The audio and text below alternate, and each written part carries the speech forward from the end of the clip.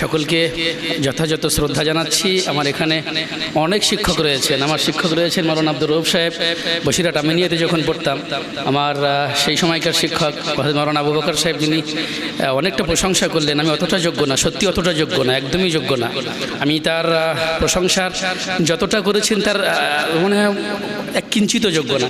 আমার আরেকজন শিক্ষক রয়েছেন ক্যালকাটা ইউনিভার্সিটির স্বনামধন্য professor doctor professor Ruhul Amin sir, আরও অনেকেই রয়েছেন। সকলকে শ্রদ্ধা জানাচ্ছি। আর বলার কিছু পাচ্ছি না, আমি তাল পাচ্ছি না আর কি, আমি খেয়ে হারিয়ে ফেলেছি।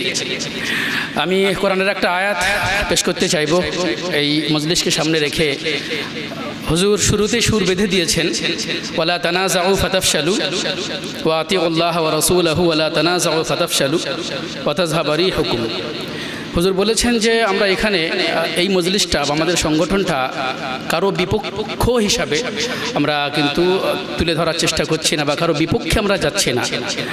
আমরা শরিয়াতের যে সঠিক বিষয়গুলি রয়েছে সেই বিষয়গুলির যাতে অপব্যাখ্যা না হয়, বা কোনো ব্যক্তি বা কারো তরফ থেকে অপব্যাখ্যা হলে তার প্রতিরোধ, তার প্রতিবাদ আমরা করব। ব্যক্তি স্বার্থে নয়, শরিয়াতের স্বার্থে, আল্লাহ এবং তার রাসূলের সন্তুষ্টির জন্য। আল্লাহ এখানে তাই বলেছেন, তোমরা সংঘবদ্ধ থাকো, নিজেদের মধ্যে এই ইখতিলাফ করো না, তোমাদের মনোভেদ যেন না হয়, তোমাদের মতের মধ্যে অনেক রকম থাকতে পারে, বৈবিধ্যত্ব থাকতে পারে, একের সাথে আরেকজনের মতের মিল নাই থাকতে পারে, কিন্তু মনোভেদ যেন না হয়। আমরা সেই দিকে খেয়াল রাখবো। ব্যক্তি স্বার্থ চরিতার্থ করার জন্য আমরা ব্যক্তির দাসত্ব করব না, ব্যক্তি দাসে পরিণত হব না।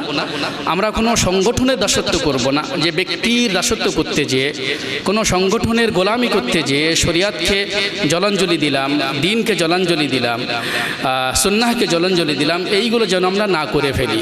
আমাদের সবসময় লক্ষ্য থাকবে কোরআন এবং সুন্নাহ, ইজমা এবং কিয়াস, যেটি আমাদের যে চারটি আমাদের শরিয়াতের মূল স্তম্ভ। আমার পূর্বের বক্তা মাসুদুর রহমান ভাই খুব গুরুত্বপূর্ণ আলোচনা করছিলেন। আমরা এখান থেকে এমন কোনো কথা বলবো না যাতে এই গন্ধটুকু পাওয়া যায় যে আমরা কারো বিরুদ্ধে কিছু করছি বা কারো বিপক্ষে কিছু করছি। আমরা শরিয়াতের জন্য করছি, আমরা আল্লাহর জন্যই করছি, আমরা রসুলের জন্যই করছি।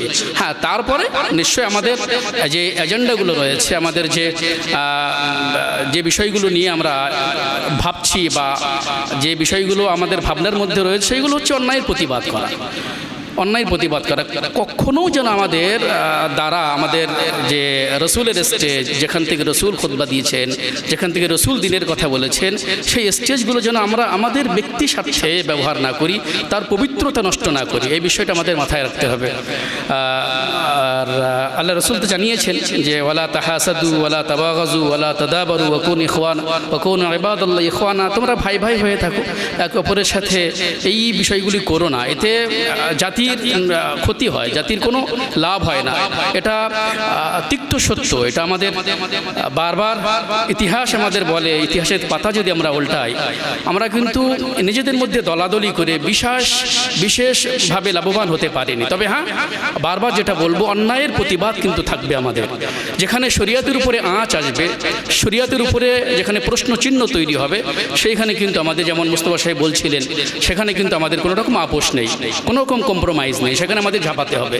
সেই যাতে মানুষ বিভ্রান্ত না হয়, মানুষের আকীদা যাতে নষ্ট না হয়, সেই বিষয়গুলো কিন্তু আমাদের মনের মধ্যে থাকতে হবে। কিন্তু সেটা অবশ্যই, আমি আবারও বলবো, সেটা অবশ্যই আমাদের ব্যক্তির জন্য নয়, কোনো ব্যক্তির জন্য নয়, কোনো সংগঠনের জন্য নয়, সেটা একমাত্র আল্লাহর জন্য, রসুলের জন্য। আর এটা কিন্তু বলে দেব, আমার মন এবং আমার মুখ কিন্তু এক থাকবে। এই জন্য ইমাম বুখারী রাহমাতুল্লাহ আলাইহি তার সহিতে সর্বপ্রথম হাদিস কিন্তু এটাই এনেছেন, যাতে মানুষ কিছু করার আগে, কিছু বলার আগে, কিছু ভাবার আগে নিজের মনকে একটু দেখে নেয়, সে মনে কি উকি দিচ্ছে আর মুখ থেকে কি বলছে। তো আমরা আমাদের মনে একটু উকি দেবো, আমরা আমাদের মনের কথা একটু শুনবো। মনের মধ্যে, নিয়তের মধ্যে কোনো ধৃষ্টতা নেই তো, কোনো সমস্যা নেই তো। তো বিষয়গুলো আমাদের মাথায় রাখতে হবে। এক হো যায় তো বান সকতে হ্যাঁ খুরশিদে মুবি, ওয়ারনা ইন বিক্রি হয়ে তারও সে কিয়া কাম, মানে আমাদের এক থাকতে হবে। মাসুদ ভাই হাদিস পেশ করেছেন, ইয়াদুল্লাহি আলাল জামা, আমাদের এক থাকতে হবে, সংঘবদ্ধ থাকতে হবে। আমরা ছড়িয়ে ছিটিয়ে ছিলাম, এই জন্য সংগঠিত প্রতিবাদ আমরা করতে পারছিলাম না। সংগঠিত প্রতিবাদ করার লক্ষ্যে, অন্যায়ের সংগঠিত প্রতিবাদ করার লক্ষ্যে, সংঘবদ্ধভাবে প্রতিবাদ করার লক্ষ্যে আমাদের এই প্রয়াস, আল্লাহ এই প্রয়াসকে কবুল করুন, আমাদের আশাকে কবুল করুন। আর শেষে আর একটা জিনিস বলে রাখবো, যে সেটা হলো এই বুখারী শরীফের 1083 নম্বর হাদিসে আমরা দেখছি বাবু সালাত বিমিনা, মিনাতে নামাজ কসর হবে নাকি নামাজ পুরো পড়তে হবে, এই মর্মে উসমান গনি রাদিয়াল্লাহু তাআলা আনহু তিনি 4 রাকাত নামাজ 4 রাকাতই পড়তেন। উনি মদিনা থেকে আসতেন, কিন্তু 4 রাকাত নামাজ কসর না করে 4 রাকাতই পড়তেন। ব্যাপারটি যখন আব্দুল্লাহ ইবনে মাসউদ রাদিয়াল্লাহু তাআলা আনহু, একজন জলিলুল কদর সাহাবী এবং মস্ত বড় ফকিহ সাহাবীদের মধ্যে যার নাম প্রথম সারিতে রয়েছে, যখন তাকে জানানো হলো আব্দুর রহমান বিন ইয়াজিদ বুখারী শরীফের একজন রাবী, তিনি জানাচ্ছেন যে উসমান গনি রাদিয়াল্লাহু তাআলা আনহু যিনি ইসলামের তৃতীয় খলিফা, তিনি কিন্তু মুকাম্মাল নামাজ পড়ছেন, আপনি 2 রাকাত নামাজ পড়ছেন, তিনি মুকাম্মাল নামাজ পড়ছেন। বিষয়টি কি? উনি ইন্না লিল্লাহি ওয়া ইন্না ইলাইহি রাজিউন পড়লেন। যে উসমান গনি এটা কিভাবে করতে পারে? উনি 4 রাকাত নামাজ কেন পড়বেন? যদিও তার একটা ব্যাখ্যা রয়েছে, উসমান গনি রাদিয়াল্লাহু তাআলা তার আলাদা ব্যাখ্যা দিতেন আমি কেন 4 রাকাত পড়ি। তো আব্দুল্লাহ ইবনে মাসউদ রাদিয়াল্লাহু তাআলা আনহু ইন্না লিল্লাহি ওয়া ইন্না ইলাইহি রাজিউন পড়লেন। 1083 নম্বর হাদিস বাবু সালাত বিমিনা।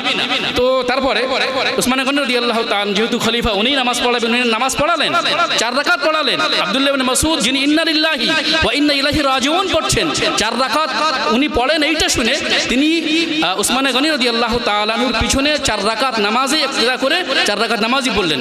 একজন বললেন, অবাক কাণ্ড, আপনি ইন্না লিল্লাহি ওয়া ইন্না ইলাইহি রাজিউন পড়ছেন, প্রতিবাদ করছেন, নকদ করছেন, আপনি সমালোচনা করছেন, আবার 4 রাকাত নামাজ পড়ছেন, যে বিষয়ে সমালোচনা সেই বিষয়ে আপনি আবার তাকে অনুসরণ করছেন। উনি বললেন, দেখো এই ফিতনা ইখতিলাফ, আমি উসমান গনি রাদিয়াল্লাহু তাআলা আনহুর ব্যাপারে যদি কোনো কথা বলি, ইখতিলাফ যদি করি, আমার মনে হয় আমার এই ইখতিলাফ করাটা, তার বিরুদ্ধে যাওয়াটা, খলিফার বিরুদ্ধে যাওয়াটা, এত জনসমাগম রয়েছে, লক্ষ লক্ষ মানুষ রয়েছে, হাজার হাজার মানুষ রয়েছে, এদের সামনে এই বলাটা একটা ফিতনা সৃষ্টি হবে।